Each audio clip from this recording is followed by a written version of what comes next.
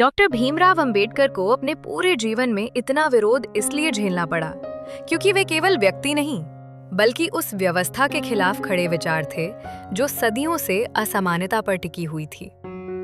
उन्होंने उस समाज से सवाल पूछे जहां जन्म के आधार पर इंसान की कीमत तय की जाती थी, और यही सवाल बहुतों को असहज कर देते थे। अंबेडकर ने जाति व्यवस्था, छुआछूत और सामाजिक भेदभाव को खुलकर चुनौती दी, जिसे उस समय का शक्तिशाली वर्ग स्वीकार करने को तैयार नहीं था। वे चाहते थे कि समाज भावनाओं से नहीं बल्कि तर्क, न्याय और समानता से चले, जबकि अधिकांश लोग परंपराओं को ही अंतिम सत्य मानते थे। गांधी जी से लेकर कई नेताओं से उनके मतभेद इसलिए हुए क्योंकि अंबेडकर समझौतों के बजाय स्थायी समाधान चाहते थे। उन्होंने आरक्षण, शिक्षा और संविधान के माध्यम से वंचित वर्गों को अधिकार देने की बात की, जिसे कुछ लोगों ने विभाजन कहा, जबकि वास्तव में वो न्याय की स्थापना थी। राजनीतिक रूप से भी उन्हें जानबूझकर अलग-थलग किया गया, चुनाव हरवाए गए और उनके योगदान को कम करके दिखाया गया, क्योंकि वे सत्ता से अधिक सच के पक्ष में थे। डॉक्टर अंबेडकर का विरोध इसलिए नहीं हुआ कि वे गलत थे, बल्कि इसलिए हुआ क्योंकि वे उस सिस्टम को बदलना चाहते थे जिससे बहुतों को फायदा हो रहा था। इतिहास गवाह है कि जब भी कोई व्यक्ति अन्याय के खिलाफ खड़ा होता है तो उसे सबसे पहले विरोध का सामना करना पड़ता है, और डॉक्टर अंबेडकर इसका सबसे बड़ा उदाहरण है। डॉक्टर अंबेडकर को विरोध इसलिए भी झेलना पड़ा क्योंकि वे केवल सामाजिक सुधारक नहीं थे, बल्कि एक कट्टर बौद्धिक क्रांतिकारी थे। वे किसी भी बात को सिर्फ भावनाओं के आधार पर स्वीकार नहीं करते थे, बल्कि हर परंपरा, हर धर्म ग्रंथ और हर सामाजिक नियम को तर्क की कसौटी पर परखते थे। उनका प्रसिद्ध कथन, मैं किसी भी चीज को सिर्फ इसलिए स्वीकार नहीं कर सकता क्योंकि वो परंपरा है, उस समय के समाज के लिए बहुत असहज था। जो लोग सदियों से बिना सवाल किए व्यवस्था को मानते आ रहे थे, उन्हें अंबेडकर का प्रश्न पूछना ही विद्रोह लगता था। इसलिए उनका विरोध केवल राजनीतिक नहीं बल्कि वैचारिक स्तर पर भी हुआ। एक बड़ा कारण ये भी था कि डॉक्टर अंबेडकर ने जाति व्यवस्था की जड़ पर प्रहार किया, न कि केवल उसकी शाखाओं पर।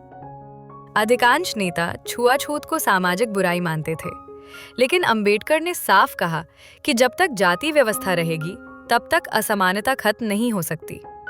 उन्होंने जाति का विनाश जैसी किताब लिखकर पूरे समाज को आईना दिखाया। ये बात उन लोगों को बिल्कुल पसंद नहीं आई जिनकी सत्ता, पहचान और वर्चस्व इसी व्यवस्था पर टिका हुआ था। परिणाम स्वरूप उन्हें कट्टर, अलगाववादी और समाज तोड़ने वाला तक कहा गया। डॉक्टर अंबेडकर को राजनीतिक स्तर पर भी लगातार हाशिए पर रखा गया। वे संविधान सभा के सबसे विद्वान सदस्य थे, फिर भी उन्हें चुनावों में हराने की कोशिशें की गईं। कई बार उन्हें जानबूझकर ऐसे क्षेत्रों से चुनाव लड़ने को मजबूर किया गया जहां उनकी जीत लगभग असंभव थी।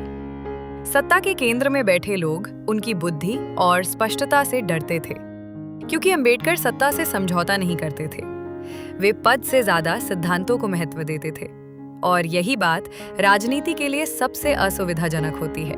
उनका धर्म को लेकर दृष्टिकोण भी विरोध का बड़ा कारण बना। डॉक्टर अंबेडकर ने जब ये कहा कि जिस धर्म में समानता नहीं वो धर्म नहीं हो सकता, तब उन्होंने लाखों लोगों की धार्मिक सोच को चुनौती दी। अंततः जब उन्होंने बौद्ध धर्म अपनाया तो ये केवल धर्म परिवर्तन नहीं था, बल्कि सामाजिक विद्रोह का प्रतीक था। ये कदम उन लोगों को और अधिक असहज कर गया जो चाहते थे कि अंबेडकर केवल सुधार की बात करें, बदलाव की नहीं। डॉक्टर अंबेडकर का सबसे बड़ा अपराध ये था कि वे डरते नहीं थे। वे ना भीड़ से डरते थे, न सत्ता से और ना ही आलोचना से। वे जानते थे कि सच बोलने की कीमत विरोध होती है, लेकिन उन्होंने वो कीमत खुशी खुशी चुकाई। इतिहास में अक्सर वही लोग सबसे ज्यादा विरोध झेलते हैं जो भविष्य की बात करते हैं, जबकि समाज वर्तमान में जीना चाहता है। आज जिन अधिकारों, समानता और स्वतंत्रता को हम सामान्य मानते हैं, वे कभी अंबेडकर के कारण ही खतरा समझे जाते थे। डॉक्टर अंबेडकर को विरोध इसलिए भी झेलना पड़ा क्योंकि वे शिक्षा को केवल डिग्री नहीं बल्कि हथियार मानते थे। उन्होंने कहा था कि शिक्षा वही है जो इंसान को सवाल पूछना सिखाए, लेकिन उस समय का समाज सवालों से डरता था, खासकर तब जब सवाल दबे कुचले वर्गों की ओर से आए।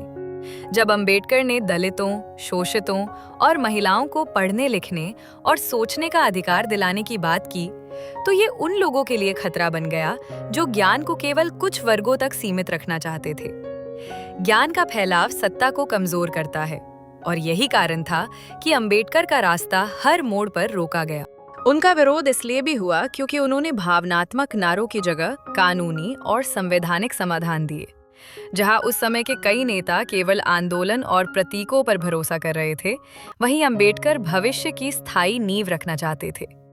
वे जानते थे कि जब आंदोलन खत्म हो जाते हैं, तब भी कानून और संविधान लोगों की रक्षा करते हैं। यही सोच उन्हें अलग बनाती थी और यही अलगाव कई लोगों को खटकता था। उन्हें ठंडा दिमाग वाला कहा गया, जबकि सच्चाई ये थी कि वे आने वाली पीढ़ियों के लिए सोच रहे थे। डॉक्टर अंबेडकर को इसलिए भी विरोध झेलना पड़ा क्योंकि उन्होंने बहुसंख्यक समाज से ये अपेक्षा रखी कि वो अपने विशेषाधिकारों को पहचाने।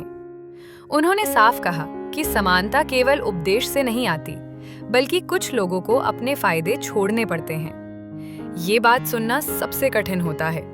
जब किसी से कहा जाए कि तुम्हें जो मिला है वो केवल मेहनत से नहीं, बल्कि व्यवस्था की वजह से है, तो अहंकार आहत होता है। अंबेडकर ने इसी अहंकार को चुनौती दी और यही टकराव का मूल कारण बना। मीडिया और इतिहास लेखन में भी उनके साथ अन्याय हुआ। लंबे समय तक उन्हें केवल दलित नेता के रूप में सीमित करके दिखाया गया, जबकि वे अर्थशास्त्री, कानूनविद, समाजशास्त्री और दार्शनिक भी थे। ये एक प्रकार का बौद्धिक विरोध था, उनके विचारों को पूरा दिखाने से डर। क्योंकि यदि समाज अंबेडकर को पूरी तरह समझ लेता, तो कई स्थापित कथाएं टूट जाती। इसलिए उनके योगदान को जानबूझकर सीमित दायरे में रखा गया। डॉक्टर अंबेडकर का विरोध इसीलिए भी हुआ क्योंकि वे भीड़ की तालियों के लिए नहीं, इतिहास की गवाही के लिए काम करते थे। वे जानते थे कि आज जो सच कड़वा लगता है, वही कल अमृत बनता है। उन्होंने कभी ये चिंता नहीं की कि लोग क्या कहेंगे, बल्कि ये सोचा कि आने वाली पीढ़ियां क्या भोगेंगी। ऐसे लोग हमेशा अपने समय से आगे होते हैं और अपने समय से आगे रहने वालों को अक्सर अकेलापन और विरोध ही मिलता है। अंत में ये समझना जरूरी है कि डॉक्टर अंबेडकर का विरोध व्यक्तिगत नहीं था, बल्कि उस सोच का विरोध था जो बराबरी से डरती है। वे जिस भारत की कल्पना कर रहे थे, वो केवल आजादी वाला भारत नहीं, बल्कि न्यायपूर्ण भारत था। और जब भी कोई न्याय की बात करता है, तो अन्याय करने वालों की बेचैनी बढ़ जाती है। इसलिए अंबेडकर का विरोध हुआ, हो रहा है और शायद आगे भी होगा। लेकिन सच यही है कि समय हमेशा अंबेडकर के पक्ष में खड़ा होता है। डॉक्टर भीमराव अंबेडकर का जीवन हमें ये सिखाता है कि सच बोलना आसान नहीं होता, खासकर तब जब वो सच सदियों पुरानी व्यवस्था को चुनौती दे। उन्हें जो विरोध मिला, वो उनके विचारों की ताकत का प्रमाण था, उनकी कमजोरी का नहीं।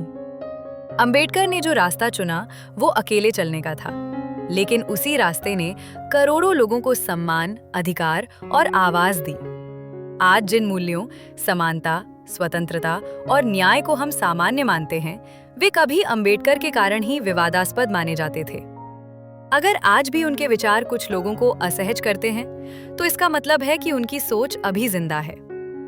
डॉक्टर अंबेडकर को समझना केवल इतिहास पढ़ना नहीं, बल्कि अपने समाज को ईमानदारी से देखना है। और शायद यही वजह है कि वे आज भी उतने ही जरूरी हैं जितने अपने समय में थे। ऐसी ही प्रेरणादायक, सच्ची और अनकही कहानियों के लिए हमारे चैनल को सब्सक्राइब करें, वीडियो को लाइक करें और इसे शेयर करें, ताकि डॉक्टर अंबेडकर के विचार हर दिल तक पहुंच सके।